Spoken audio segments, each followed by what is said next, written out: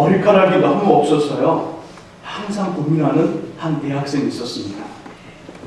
이 학생은 고민 끝에 비싸더라도 머리카락을 심기로 결심을 합니다. 그래서 4년 동안 열심히 아르바이트를 했죠. 드디어 졸업할 때쯤 아르바이트 돈을 다 모아서 긴 머리를 심었습니다. 얼마나 기쁘든지 자신의 머리를 보며 흡족했지요. 움츠렸던 어깨도 활짝 피고요, 기쁜 마음으로 싱글벙글 집으로 돌아갑니다. 어머니는요, 몰라보게 아들을 보고, 몰라보게 변한 아들을 보고 당황하며 어쩔 줄 몰라는 표정을 짓더니 고지서 한 장을 주며 말했습니다. 어머니는 어떤 말을 했을까요? 어머니는요, 예, 너 영장 나왔어. 이전 우리가 살아가는 세상, 우리와 관련된 것은요, 그것만의 성격과 색깔을 드러내는 나름대로의 특징을 가지고 있습니다. 군대는 짧은 머리가 또 특징이고요. 요리사는 하얀 가운에 머리카락을 가리는 뾰족 모자, 그리고 병원은 흰 바탕에 빨간 십자가. 이런 특징들이 곳곳마다 우리들의 살아가는 세상, 우리와 관련된 곳에는 이런 특징들이 있다는 것이죠. 그런데 성경에도 각 곳마다 이러한 특징이 있습니다. 특별히 우리가 함께 읽은 요한복음은요, 마태, 마가, 누가복음에는 등장하지 않는 자기 선언, 예수님이 직접 자신이 누구인지를 나타내는 표현, 나는 무엇이다. 예를 들면 이런 것이지요. 나는 세상의 빛이요, 나는 생명의 떡이며, 나는 길이요 진리요 생명이다. 이렇게 자기 자신이 누구인지를 스스로 밝히는 자기 선언이라는 그 특징이 요한복음에는 있습니다. 무려 7번 등장합니다. 이 시간에는요, 요한복음만이 가지고 있는 독특한 특징, 주님의 자기 선언 7가지 중 한 가지를 다루면서 우리의 행복, 예수 그리스도 역사 속의 선물 4번째 이야기를 나누고자 합니다. 예수님은 자신을 이렇게 표현합니다. 나는 선한 목자라. 선한 목자라고 말씀하죠. 우리 본문 11절을 함께 읽어봅니다. 본문 11절 같이 읽습니다.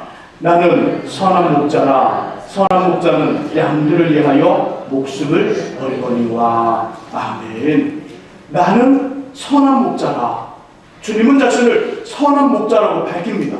그리고 12절 이하에서 선한 목자의 특징을 말씀해 줍니다. 우리 12절에서 15절까지 함께 읽어보면, 읽으시면서 선한 목자의 특징 2가지가 나오는데 그것을 찾아보시기 바랍니다. 12절에서 15절 같이 읽습니다. 싹구는 목자가 아니요 양도 제한이 아니라 이리가 오는 것을 보며 양을 버리고 달아나느니 이리가 양을 몰아가고 또 해치느니라. 달아나는 것은 그가 싹구니 까닭에 양을 돌보지 아니함이나 나는 선한 목자라. 나는 내 양을 알고 양도 나를 아는 것이 아버지께서 나를 아시고 내가 아버지를 아는 것 같으니 나는 양을 위하여 목숨을 버리노라. 아멘. 찾으셨나요? 선한 목자의 특징 2가지. 첫 번째가 뭘까요? 그렇죠. 양들을 위해 목숨을 버리는 목자. 15절 끝에 이런 말씀을 합니다. 나는 양을 위하여 목숨을 버리노라.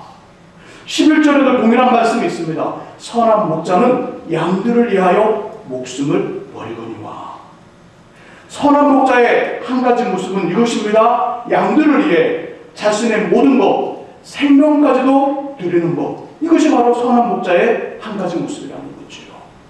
양은요, 시력이 매우 나쁩니다. 시력이 매우 나빠 앞을 보지 못합니다. 그래서 쉽게 길을 잃어버리고요, 애매한 곳에 잘 갑니다. 그리고 양은요, 다른 동물과 달리 아무런 방어 수단이 없습니다. 날렵하지도 못하고요, 변장, 위장술도 못합니다. 그리고 양의 침에 독도 없습니다. 독도 없고요, 힘도 약합니다. 또 양은요, 스스로 먹이를 찾지 못합니다. 혼자 놔두면 무엇을 먹어야 될지 몰라 몸에 해로운 독초라도 뜯어먹습니다. 그리고 양은요, 스스로 몸을 정결하게 하지 못합니다. 다른 동물들, 고양이는 어떻게 합니까? 더러운 것이 묻으면 혀로 그것을 자꾸자꾸 핥아냅니다. 그리고 깨끗하게 하죠. 호랑이는요, 수영을 좋아합니다. 수영을 하면서 더러운 것을 씻어냅니다. 하지만 양은 그곳에서 벌레만 하고요, 병균이 자라 병이 생겨도 그냥 그대로 살아갑니다. 씻지 못하는, 정결하게 하지 못하는 동물이라는 것이지요. 계속해서 양은요, 겁이 진짜 많습니다. 겁이 진짜 많아 떼지어 살기를 좋아하는데, 그 속에 늑대나 일이, 사나운 짐승이 나타나면요, 모두가 모여서 힘을 모아 대적할 생각을 안 하고요, 사자가 딱, 이리가 딱 나타나면 그 모든 양떼들이 흩어집니다. 곳곳으로, 가까운 곳으로 한 마리씩 한 마리씩 뛰기 때문에 사나운 짐승의 밥이 쉽게 됩니다. 이때 목자가 나타나는 거죠. 뛰는 양들을 바라보며 그 나타나는 그 이리와 사자를 향하여 목자가 달려갑니다. 그리고 늑대나 일이, 사나운 짐승과 싸워 그들의 이빨에서 힘없는 양을 꺼내오며 보호합니다. 목자는 바쁘지요. 쉬거나 한눈을 팔 수가 없습니다. 씻을 수 없는 양들을 씻겨주고요, 독초로부터 지키며 길을 잃지 않도록 인도해야 합니다. 목자의 삶은요, 이런 삶이 아닙니다. 높은 하늘과 푸른 들판을 배경으로 삼아 시를 짓고요, 글을 읽는 동화 속의 장면 아니라는 거죠. 휘파람을 불면서 초원을 달리는 멋진 강아지와 큰 개, 그 개와의 동행 낭만 더더욱 아닙니다. 목자의 삶은 한마디로 자신의 삶과 생명을 모두 걸어야만 목자 일을 제대로 할 수 있는 그런 일이 바로 목자의 삶입니다. 그래서 선한 목자는 양들을 위해 자신의 모든 것, 생명까지도 내놓는 것이지요. 선한 목자의 또 다른 하나의 모습은 무엇입니까? 또 다른 모습은요, 양들이 목자의 소리, 목자의 음성을 알 수 있도록 자신의 양을 아는 것입니다. 하나가 생명을 거는 것이고요, 또 하나는 목자가 양들을 아는 것입니다. 양은 풀을 먹기에 풀이 있는 곳에는요, 여러 목자의 양들이 함께 섞여 있습니다. 그리고 하루 종일 풀을 뜯어먹죠. 그러다가 저녁이 되면 놀라운 일이 벌어집니다. 양떼들은요, 자기 목자들이 부르는 음성, 여러 명의 목자, 여러 명의 사람들이 자신의 목소리, 그 소리로 양들을 부르기 시작합니다. 놀랍게도 그 양떼 중에 그 많은 그 양떼들이 자신의 목자의 소리를 듣고요, 신기하게 그 자신의 목자를 따라가요. 다른 목자를 따라가는 것이 아니라 자신만의 목자, 자기의 목자를 따라 집으로, 우리로 들어갑니다. 그래서 목자는 자기 양들의 이름을 하나씩 불러가며 앞장서 인도합니다. 이것은 평상시에 목자와 양들 간의 관계가 얼마나 친밀하고 가까웠는지, 그리고 목자가 양들을 위해 얼마만큼 수고하고 섬겼는지를 말해줍니다. 평상시의 삶을 살면서 때로는 목자와 양이 서로 음성을 알아듣기 시작합니다. 서로 관계를 맺기 시작합니다. 서로 수고하고 섬김이 서로에게 또 주고받음의 그 일을 통하여 서로 알아간다는 것이지요. 이것이 바로 선한 목자의 두 번째 모습입니다. 주님 이 땅에 우리와 같은 사람으로 오신 이유에 대해 마태복음 20장 28절에서 이렇게 말씀합니다. 자신은 하나님으로 사람들에게 섬김을 받고자 온 것이 아니라 도리어 하나님이시면서 저와 여러분들을 섬기며 자신의 목숨을 우리를 위해 대속물로 주려 함이라고 이렇게 말씀하고 있습니다. 이 말씀처럼 예수님은요, 이 땅의 가장 낮은 곳 마국간의 말구에서 태어나 저와 여러분들 때문에 십자가에서 죄인으로 또 제물로 살이 찢기고요, 뺨을 맞으며 옷이 벗겨지는 수치와 부끄러움을 당하고 조금의 피도 남기지 않은 채 철저히 죽으셨습니다. 누구 때문에요? 바로 죄인이 우리들 때문입니다. 기억하시죠? 선한 목자의 두 가지 모습, 하나는 양들을 위해 목숨을 버리는 목자, 또 하나는 양들이 목자의 음성을 알아들 수 있도록 평상시에 양들과 매우 친밀하며 수고하고 섬기는 목자. 이것이 선한 목자의 대표적인 모습입니다. 그렇다면 우리를 섬기며 우리를 위해 십자가에서 철저히 죽으신 예수님은 선한 목자인가요? 맞습니다. 선한 목자입니다. 주님은 저와 여러분들의 선하고 좋은 목자가 되시죠.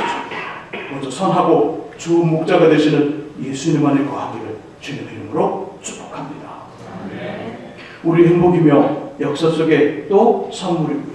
성탄의 주인공이며 선한 목자이신 예수 그리스도는요, 십자가에 죽으시면서 우리에게 매우 중요한 선물 두 가지를 주셨습니다. 첫 번째는 생명입니다. 생명. 우리 9절과 10절을 함께 한번 읽어봅니다. 본문 9절과 10절 같이 읽습니다. 내가 문이니 누구든지 나로 말미암아 들어가면 구원을 받고 또는 들어가며 나오며 꼴을 얻으리라. 도둑이 오는 것은 도둑질하고 죽이고 멸망시키려는 것뿐이요 내가 온 것은 양으로 생명을 얻게 하고 더 풍성히 얻게 하려는 것이라. 아멘. 선한 목자이신 예수님은요, 자신의 생명과 우리의 생명을 맞바꿨습니다. 자신의 생명을 내놓고 우리의 생명을 가져온 것이죠. 이것이 바로 십자가 사건입니다. 주님은 십자가에 죽으시면서 선한 목자가 양의 생명을 구하고자 이리와 늑대, 사나운 짐승과 싸워 자신은 죽고 무시무시한 짐승의 이빨에서 양을 구한 것처럼 예수님은 자신의 생명을 포기하고요, 사단의 권세와 사단의 먹이가 되었던 저와 여러분들의 생명을 구하며 찾은 것입니다.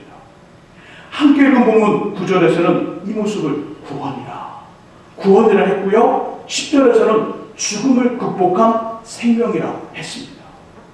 예수님은 또 선한 목자 되신 예수님은 우리에게 두 가지 선물을 주셨는데 첫 번째가 구원이고 생명이라는 것입니다.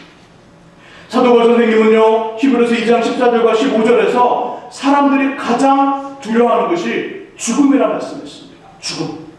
제가 히브리서 2장 14절과 15절을 읽어보겠습니다. 잘 들어보시기 바랍니다. 자녀들은 혈과육에 속하였으며 그도 또한 같은 모양으로 혈과육을 함께 지니심은 하나님이 인간 예수가 되신 것을 말합니다. 죽음을 통하여 죽음의 세력을 잡은 자 곧 마귀를 멸하시며 또 죽기를 무서워함으로 한평생 되어 종로를 타는 모든 자들을 놓아주려 하심이니. 죽음이라는 권세를 사탄이 잡고 있었고요, 사람들은 사탄이 무서운 것이 아니라 죽음이 두려워 죽음의 권세를 잡고 있는 사탄의 종이 되어 평생을 살아갑니다. 그런데 하나님이 인간 예수가 되셔서 방금 전에 말씀드린 십자가 사건을 통해 죽음에 대한 두려움과 또 생명에 대한 갈망을 해결하셨다는 것이죠. 우리 안에는요, 죽음에 대한 두려움과 함께 생명에 대한 갈망함이 함께 공존하여 존재합니다. 제가 목사 안수를 받기 전 전임 전도사의 사역을 할 때입니다. 그 교회는요, 목요일 아침마다 지역 어르신들을 위한 노인학교, 노인대학이 있었습니다. 거기서 제가 맡은 것은 이것입니다. 교회 봉고차를 이용해 교회와 멀리 떨어진 곳에 계신 할머니, 할아버지들을 모시고 왔어요. 수업이 끝나면 다시 데려다 드리는 일, 그리고 식사할 수 있도록 돕고요, 가끔씩 약속한 강사가 오지 못하면 대타로 제가 마이크를 잡고 함께 있어주는 것입니다. 그렇게 몇 개월이 지나고요, 할머니, 할아버지 그리고 저 서로 정이 들어서요, 이런 말 저런 말, 아들과 딸이 무엇을 사줬다는 이야기, 며느리가 속상하게 하는 이야기 합니다. 그리고 꼭 빼먹지 않고 하시는 말씀이 있습니다. 말 다 한 다음에 하시는 말씀인데 무슨 말씀인지 아십니까? 할머니, 할아버지가 맨 끝에 하시는 말씀, 이런 말씀이에요. 내가 너무 오래 살았어. 빨리 죽어야 되는데. 이런 말씀을 하셔요. 그 말씀에 좀 또 장한기가 돕니다. 그러게 할머니, 빨리 돌아가셔야 하는데 제가 하나님께 그렇게 기도할까요? 이러면 난리가 납니다. 겉으로는요, 서운하다는 말씀 안 하셔요. 내 표정이 매우 서운하다, 매우 서럽다. 내가 교회 왔더니 한 젊은 사람에게 저런 말을 듣는구나, 그런 어떤 서럽다는 표정을 합니다. 그리고 저하고 눈도 마주치지 않아요. 조금 있다가 다시 웃음 풀지요. 빨리 죽어야 한다는 그 어르신들의 말씀은 거짓말이라는 것, 더 살고 싶다는 생명에 대한 갈망을 그렇게 이야기하고 계시다는 것을 알게 되었습니다. 우리 안에는요, 생명에 대한 갈망함이 있습니다. 더 살고 싶어하는, 더 이 땅에 머물고 싶어하는 생명에 대한 갈망함이 우리 본성적으로 그 속에 있다는 것이죠. 저희 아버지는요, 2년 전에 하나님의 부르심을 받아 하늘나라로 가셨습니다. 병에서 오랫동안 고생을 하셨고요. 임종은 병원에서 맞이했습니다. 병원에 계시는 동안 매일은 아니었지만 거의 하루에 한 번 정도는 얼굴을 보았지요. 그러던 어느 날 더 시간이 지나 정신이 혼미해지기 전에 구원에 대한 점검을 해야겠다는 마음이 들었습니다. 아버지, 예수님 믿으세요? 그럼 믿지. 지금 당장, 아니 오늘 저녁에 주무시다가 나도 모르게 돌아가셔도 예수님 때문에 천국 가실 자신 있으세요? 그럼 예수님도 믿고 천국도 갈 자신 있지. 그런데 죽음은 그 순간에 저는요, 아버지가 죽음에 대한 막연한 두려움이 있구나. 죽음에 대한 막연한 두려움, 예수도 믿고 천국 갈 자신도 있고 천국에도 가고 싶은데 그 죽음에 대한 막연한 두려움이 그 속에 있다는 것을 알게 되었습니다. 그렇게 설명했습니다. 아버지, 죽음은 마치 우리가 매일 저녁이 되면 잠을 자는 것, 잠이 드는 순간과 똑같아요. 잠이 들기 전에는 이 생각 저 생각 많이 나지만 나도 모르게 잠이 들잖아요. 잠이 들면 우리가 걷고 움직이며 생활하는 세상과는 다른 곳으로 들어가는 것처럼 죽음도 눈 깜짝할 사이에 이 세상에서 너무나 좋은 하나님 나라로 가는 거예요. 눈 깜짝할 사이에. 그 깜짝하는 사이를 성경은 죽음이라고 하는 거예요. 우리 사람들은 매일 잠을 자면서 죽음을 연습하고 있고요. 아버지는 이미 죽음의 연습을 많이 오랫동안 연습하셨어요. 그러니까 죽음을 두려워하거나 무서워하지 마세요. 그냥 나 잠자는구나. 잠깐 눈 깜짝할 사이 그것이구나. 이렇게 생각하시고요. 마음 편하게 가지세요. 죽음에 대한 저의 설명 맞나요? 아멘. 예, 한 분만 인정을 하시네요. 맞습니다. 죽음은 눈 깜짝할 사이입니다. 죽음은 눈 깜짝할 사이 그 순간일 뿐이며 이 사실을 알면요, 죽음에 대한 두려움을 극복합니다. 죽음에 대한 두려움을 극복하고 평안할 수 있습니다. 근데 문제는 이것입니다. 죽음에 대한 어떤 저의 이런 담대한 마음, 우리의 담대한 자세와 마음은 어떻게 생기냐면 오늘 본문의 말씀, 선한 목자 되신 예수님께서 십자가에 죽으시면서 사단의 손에 있었던 죽음의 권세를 가져오셨습니다. 더 이상 사단의 권세, 그 사단의 권세에 죽음이 놓여있지 않습니다. 예수님이 십자가에 죽으시면서 그 사단의 손에 있었던 죽음의 권세를 예수께서 가져오시고 해결하시면서 우리에게는 사망이 아닌 생명을 주셨다는 것을 믿으며 알 때 이런 담대한 태도, 담대한 마음이 생긴다는 것이죠. 오늘 본문은 분명히 말씀하십니다. 성탄의 주인공이신 예수님은요, 자신의 생명으로 우리에게 있는 죽음에 대한 두려움을 제거하고요, 생명에 대한 갈망함을 모두 채워 구원과 영원한 생명, 영생을 주시면서 선한 목자가 되었다고 이야기하고 계십니다. 이 사실을 꼭 기억할 수 있기를 예수님의 이름으로 축원합니다. 선한 목자이신 예수께서 우리에게 주신 두 번째 선물은요, 풍성한 꼴입니다. 첫 번째 선물이 생명이라면 두 번째 선물은요, 풍성한 꼴. 우리 9절과 10절을 다시 한 번 더 읽어보겠습니다. 9절과 10절 함께 읽습니다. 내가 문이니 누구든지 나로 말미암아 들어가면 구원을 받고 또는 들어가며 나오며 꼴을 얻으리라. 도둑이 오는 것은 도둑질하고 죽이고 멸망시키려는 것뿐이요, 내가 온 것은 양으로 생명을 얻게 하고 더 풍성히 얻게 하려는 것이라. 아멘. 설교 처음에 양의 몇 가지 특징을 말씀드렸습니다. 잘 보지 못한다.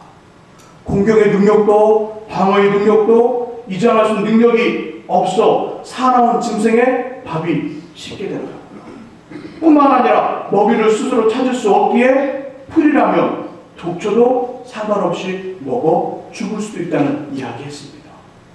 그러기에 목자의 일 중에 곰과 늑대와 같은 사나운 짐승으로부터 양들을 지키는 것 못지않게 양들이 마음 놓고요 먹이를 먹을 수 있도록 풀을 찾는 일 또한 매우 중요합니다. 특별히 공문의 배경이 되는 유대 광야는요 추운가는 상황이 다릅니다. 저 알프스나 저 섬, 저 서산의 평야 그런 것과는 다른 곳입니다. 유대 광야는요 깎아지른 절벽 같은 산들이 계속 이어집니다. 물이 많지 않습니다. 당연히 물이 많지 않으니까 풀도 많지 않습니다. 이런 곳에서 양 스스로 먹이를 찾는다는 것 상상할 수 없는 일이고요. 죽음을 불러오는 다른 일이 될 수 있습니다. 그러므로 목자들은 양들을 위해 풀을 찾아야 합니다.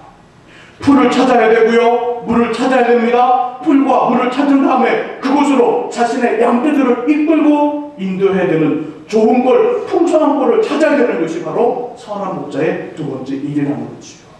그런데 예수님은 우리에게 풍성한 꼴을 선물로 주셨다는 것입니다.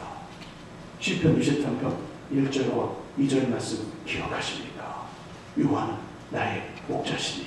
한번 같이 한번 시편 23편 1절과 2절을 한번 기억나는 대로 한번 저와 함께 같이 암송해 보시죠.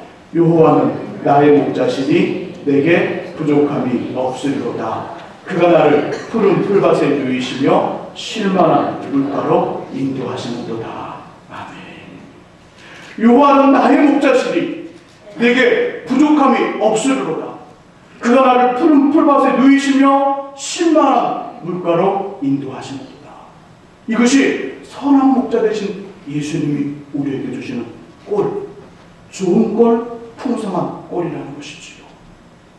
저는 가끔씩 삶이 공고해지고요 힘들어지면 하나님께 하소연을 합니다. 푸념 섞인 피곤함을 말씀드리는 것이지요. 하나님, 너무 힘이 듭니다. 피곤하고요 재미도 없고요 하고 싶지도 않습니다. 어떻게 살라고요? 너무 힘이 듭니다. 이런 어떤 기도들, 이런 푸념 섞인 이 피곤함을 주님 앞에 드리는 거죠. 며칠 전이었습니다. 이 마음으로요 동일한 이야기를 주님께 하는데요 여기에 아버지의 음성이 조롱조롱 달리는 듯 했습니다. 이런 음성이 제 속에 들려오는 듯 했습니다. 최급한 이스라엘 백성들이 40년의 광야의 삶을 살아갈 때 그들이 한 번이라도 먹을 것이 없어서 굶어 죽거나 물이 없어 목이 말라 죽거나 입을 옷이 없어 추워 죽었느냐.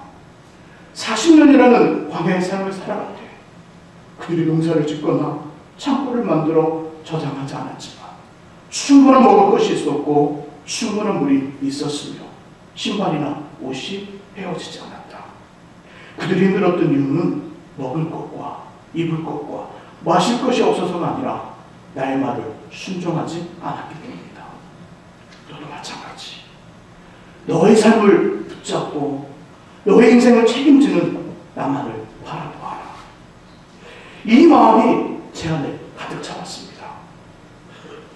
사랑하는 성도 여러분, 우리에게 가장 큰 두려움인 죽음을 극복하게 하고요. 죽음 대신 구원과 생명, 그것도 영원한 생명, 영생을 주신 분이 저와 여러분들의 인생과 삶을 인도하시는데 지금의 어렵고 힘든 문제와 상황 해결되지 않겠습니까?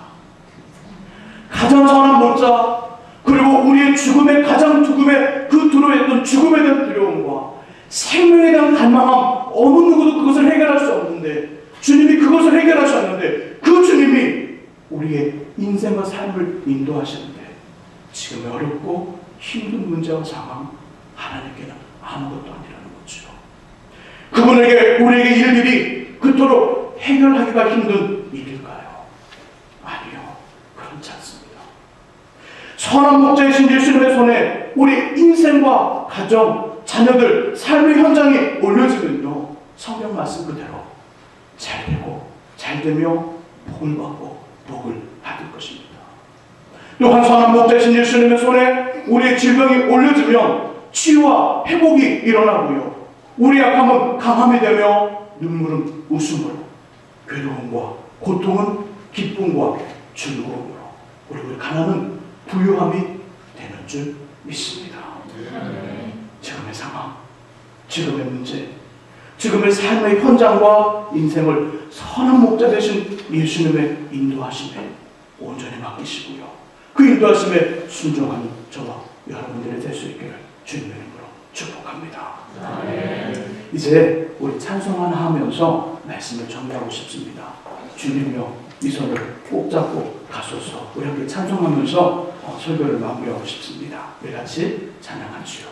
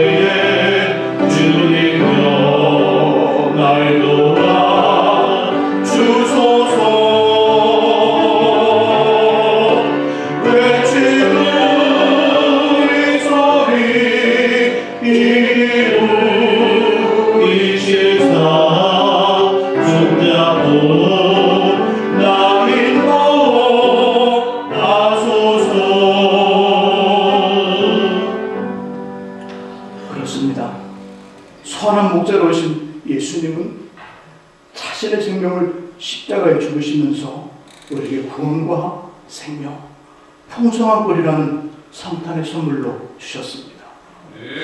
그러면서 다시 오시는 재림의 주님을 준비하는 방법을 이야기해 주셨죠. 그것은 선한 목자 되신 예수님의 손을 놓지 않는 것입니다.